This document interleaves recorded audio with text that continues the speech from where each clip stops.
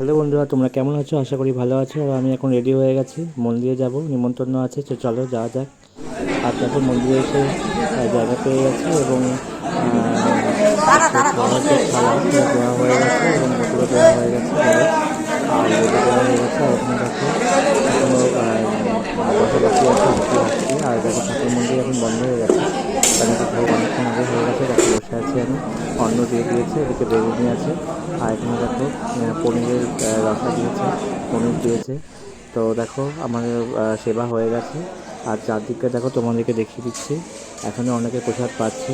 আর চারদিকটা দেখো খুব সুন্দর, ঠিক আছে, বিশাল বড় এরিয়া। আর দেখো এখানে বড় বড় আম গাছ রয়েছে, কাঁঠাল গাছ রয়েছে। যখন এই সময়গুলো আসে প্রচুর আম এখানে হয়, আমি এসেছি এর আগেও। তো মন্দিরটা দেখো, এরিয়াটা কত বড়, ঠিক আছে। অনেক লোক এখানে বিভিন্ন অনুষ্ঠানে আসে। তোমরা দেখেছো হয়তো দোল পূর্ণিমাতে এখানে প্রচুর ভিড় হয়, বিভিন্ন জায়গা থেকে শিষ্যরা আসে। এই দেখো মন্দির, ঠাকুর এখনো শয়নে রয়েছে, ঠিক আছে। খুব সুন্দর পরিবেশ। দেখো চারদিকটা তোমাদেরকে দেখিয়ে দিলাম। এই দেখো বিশাল বড় আম গাছ। তো আজকে ভিডিওটা এখানেই শেষ করছি। ওকে, টাটা।